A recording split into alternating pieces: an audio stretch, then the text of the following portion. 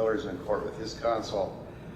We are here for a sentencing. I understand there's some motions that the defense may want to make prior to the sentencing hearing, and they now have the floor. Thank you, Your Honor. At this time, we'll be asking for a verdict, or judgment withstanding the verdict. We also point out to the court that the verdict in these cases are contradictory. That contradictory to Miller having a weapon at this time, but he did not have a weapon during this course. That's one verdict. Yet he is being convicted of firearm specifications. For that one basis, we have asked for a new trial. We also would be making a similar request insofar as reading through the pre-sentence report of this and reading the summations of what happened in this case. There is no direct evidence that the defendant was ever at these locations. No, at the location of the murder. There is essentially a set of circumstances that state claims makes him the person likely to be there. There is no actual direct evidence. Despite having video there, there's no DNA, there's no physical evidence that would indicate that the defendant was there.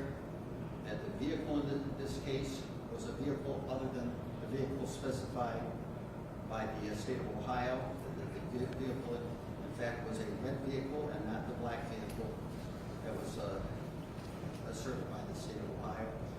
That the vehicle was completely different than what was actually presented as the Miller vehicle that was seen at a loot shop, a black vehicle with a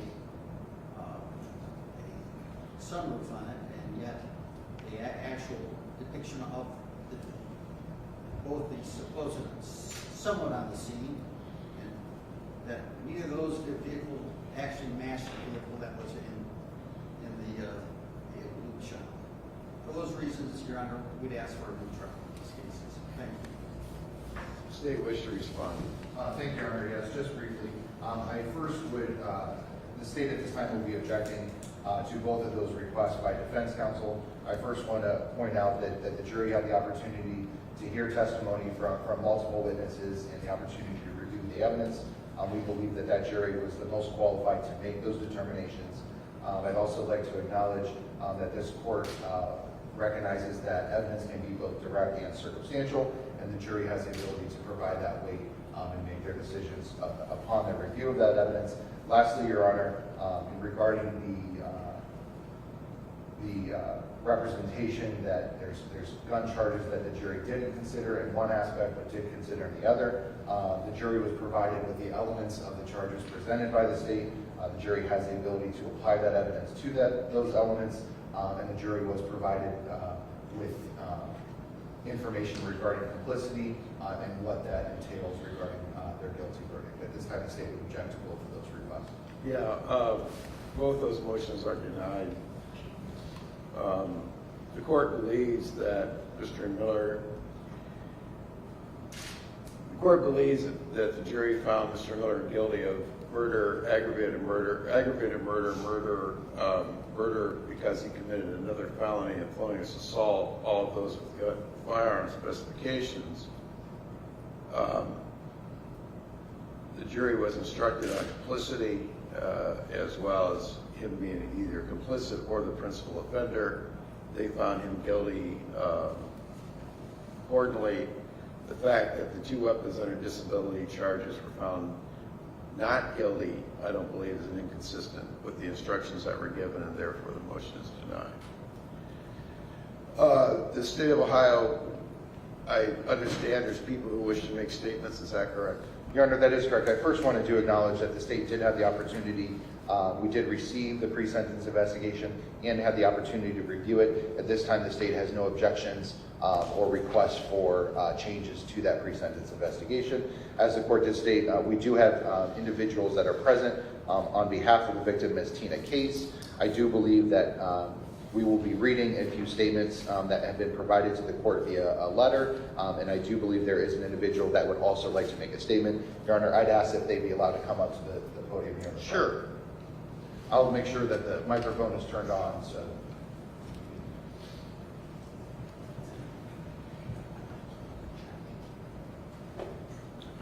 Your Honor, I will be reading some statements from Tina Case's grandchildren. This one is from her granddaughter, and her name is S-I-Y-A, same last name, Case. I hope that you die in jail. You took the most important person I ever loved. Have fun in jail. Do you not know that she was such a great person and you took her away from my family? I hate your guts. Why would you do that? You're very selfish. Because you killed my grandma and you will never be better in life, you know you won't know how it will be outside because you will never be out of jail and you will die in there. I hope you get hurt in jail so you know how it feels. You don't know how it feels to lose your grandma and die. How would you feel? You would be crying. I hope you cry in jail every night and you will cry yourself to sleep all the time.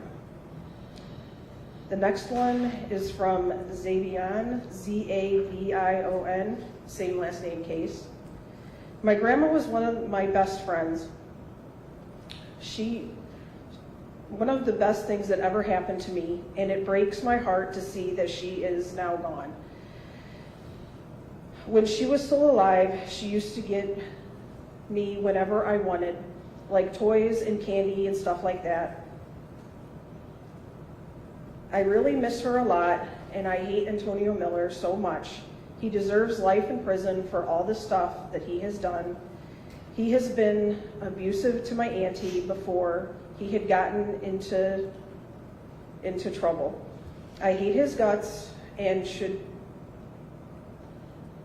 he should have to suffer like she did.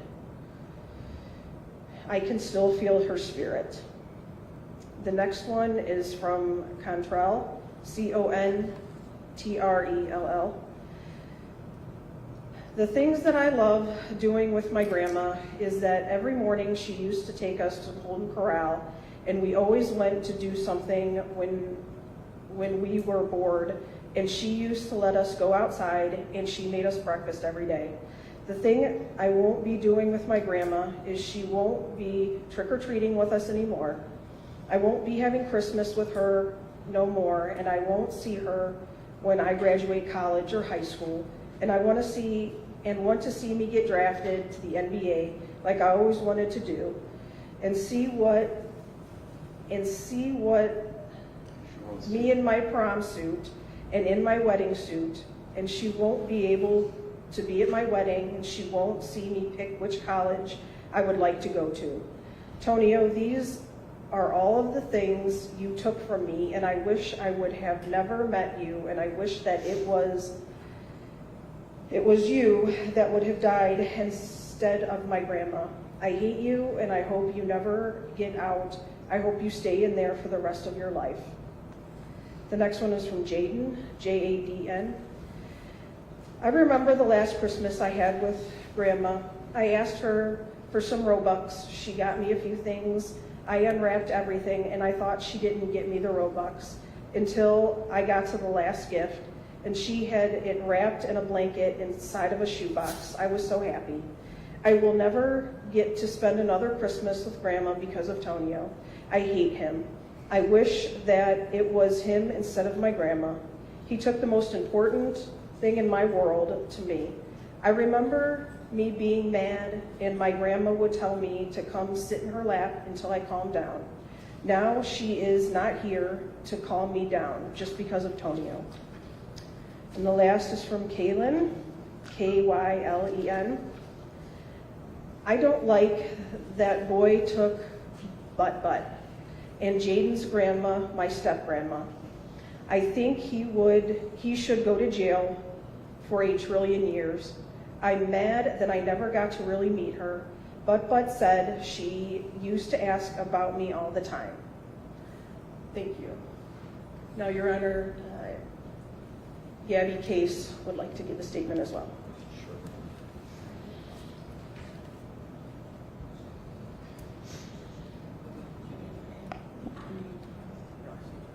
Gabrielle Case, Gabriel Case, C-A-S-E.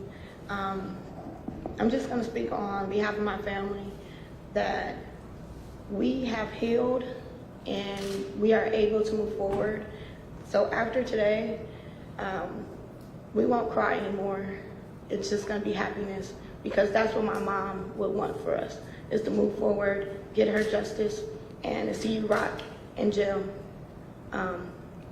Other than that, you know the pain that you have caused us. I feel like you have no remorse. You don't care. It's another day to you. So with that being said, Judge, I hope that you give him what he deserves, and that's life in prison without parole. And if it is with parole, the most that time that he can have. Nonchalant, no remorse. He doesn't care. So, but with that being said, we're okay. We're gonna move forward. We've healed, and we're in a better place now. So if you think you destroyed our family, it didn't happen. We're actually more together and closer now. Thank you, Judge. Thank you. Anything further from the victim's advocate? No, Your Honor, thank you. Okay, thank you. State of Ohio may make elocution. Thank you, Your Honor. The state wants to first recognize the strength of Ms. Tina Case's family, specifically her daughters that are present here in the courtroom today, and her grandchildren. I think the court just did have the opportunity to hear from them and to recognize the impact that Mr. Miller's decisions had on this family. Your Honor, I'm not going to take some time. This court had the opportunity to be present during this trial. I'm not going to use this time to reiterate the facts and walk through the circumstances involving this case, but I do want to draw the court's attention to some of the factors that the state recognized, specifically in Mr. Miller's actions. Mr. Miller at some point lost control in his life because of the decisions that he's made. And in order to regain that control, to regain his power, specifically over this family, he took steps that night and the following night in which Ms. Tina Case lost her life. I think it's almost impossible to ignore the specific premeditation that Mr. Miller took. The planning and the decisions that went into his actions that night had a very specific intent, and that was to take a life, and that was to take the life of the individual in that car at the Case household. He had a clear purpose, and the state does recognize that there was another individual that Mr. Miller was acting with that day. Those two, every step they took that night was with the clear intent to take that life. Unfortunately, in this situation, the life that Tina Case was hoping to build, the future that she was hoping to be involved with, was taken from her. And I also want to kind of recognize the family testified to this and gave some insight as to what Tina Case was involved with in her life. She avoided the drama, she avoided the pressures of those around her, and she really wanted to live a simple life in which she got up, she did her time at her morning shift at the warehouse, she went home, and she dedicated her time to her family, specifically her grandkids. There's no doubt that that was Miss Tina Case's priority. For all of the decisions that Antonio Miller made, none of those invited Tina Case into his world of violence. And unfortunately, she's the one who paid the price for his decisions that day. And the state recognized that those decisions were extremely violent.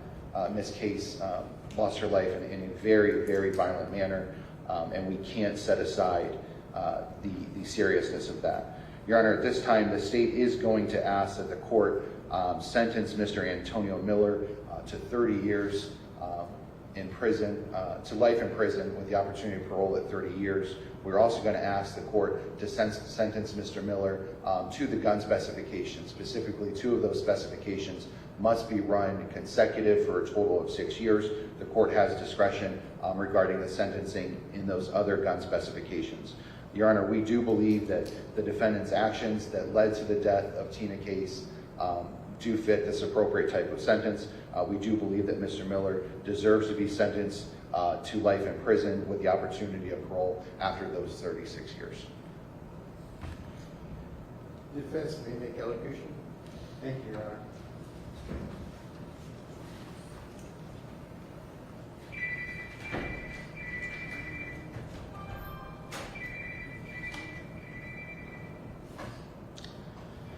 Your Honor, I'm sure the court is sensitive to the defendant's appellate rights. He's choosing not to make a statement at this time. But I will refer to the pre-sentence investigation in this case. If the court examines that, the court will see that Mr. Miller was cooperative with the police as to the extent he could be. He repeatedly gave them statements over and over again. The court was not actually presented with his statements during the trial, but the court can see those in the pre-sentence at this point. He cared for Tina Case. This was a person that he considered family. He may have had some kind of fight with his girlfriend, but that's hardly a reason for anyone to take the life of anybody, particularly the person of Tina Case.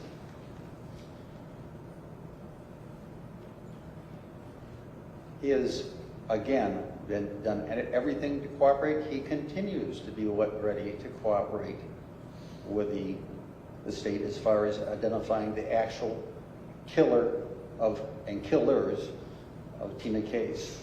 At this time, he's going to maintain that innocence. He said at the beginning he was innocent. He continues to say that he's innocent. That's the only place he can be. With that in mind, I ask the court to take that into consideration.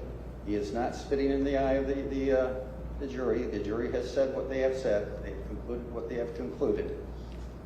He nonetheless is going to maintain his innocence at this time. Thank you, Your Honor. Sure. Mr. Miller, do you wish to make a statement in mitigation of the sentence? Okay. Let the record indicate that the defendant shook his head no. The court's interpreting that as he does not wish to make a statement in mitigation. Would that be correct, Attorney Quinn? That is correct. Okay. I need see if you can find me the rules of criminal procedure. I need those before I go. Well, I'm going to go ahead, but I need those rules in a minute. The court has examined a pre-sentence investigation that was given. The court would note for the record that under the criteria for imposing sentence in felonies, on the more serious factors, the PSI listed 3. On the less serious factors, PSI listed none. Although recidivism, more likely factors were 3, less likely factors were none.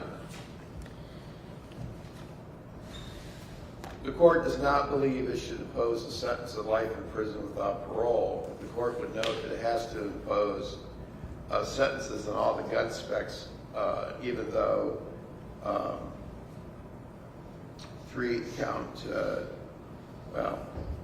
count 2 of murder, I believe, and then count 3 of murder and count 4 of felonious assault on murder, count number 1 of aggravated murder, because you're asking me, obviously, to impose sentence on the aggravated murder. Your Honor, that is correct. On the gun specification, count number 1, which is a violation of 2941.145A, the court imposes a 3-year mandatory sentence. On the firearm specification, count number 2, which is again under 2941.145A, the court imposes a 3-year mandatory term of incarceration. Those 2 terms will run consecutively. On the firearm specification, count 3, which is again a 3-year specification, 2941.145A, the court imposes the 3-year sentence that runs concurrent with the gun specification on count number 1. On the firearm specification, count number 4, which is again in violation of 2941.145A, a 3-year gun specification is imposed, that runs concurrent with the gun specification account number 2, or account number, yeah, not account number 2. On the charge of aggravated murder, the court imposes a sentence of life in prison with parole eligibility at 30 years. The 6-year gun specs will run consecutive to that sentence. He gets credit for, at the time of the PSI writing, there was 774 days credit, jail time credit. Mr. Miller, I got to find the criminal rules here because I got to read you something. Hold on a minute.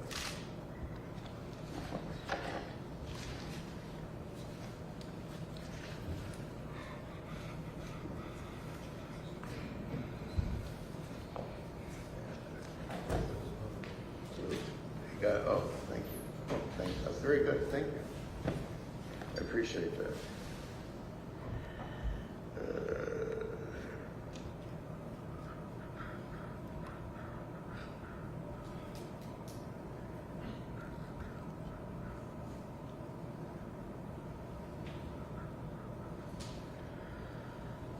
Mr. Miller, pursuant to the Ohio Rules of Criminal Procedure, I understand, Mr. Quinn, that you were court appointed for, or not, you were retained for this case, but that you would like me to appoint an attorney to represent him on the appeal. Is that correct?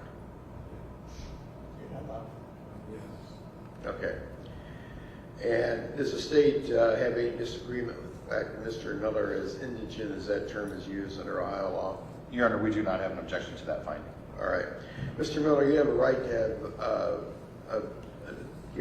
a notice of appeal filed on your behalf. You have a right to have court-appointed counsel. You have a right for the appeal without charge to yourself. You have a right to have the costs waived for the appeal. The court will appoint attorney Adam Van Ho to represent you on the appeal. I believe he's in the courtroom today. He'll have an opportunity to talk with you shortly. There'll be no charge, of course. He's court appointed for the appeal.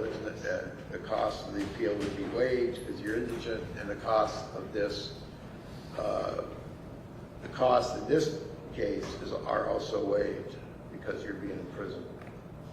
Anything further that the state of Ohio needs the court to address? Your Honor, nothing on behalf of the state. Thank you. Anything further that the defense needs the court to address? I think the court has addressed everything at this point. All right. You are satisfied with the explanation I gave to you regarding the appellate rights? I am. Okay. State of Ohio is satisfied with that explanation? Yes, Your Honor, that's correct. We're in recess. Thank you. Thank you, Your Honor.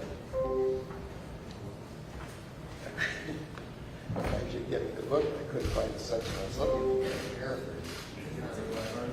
Yes.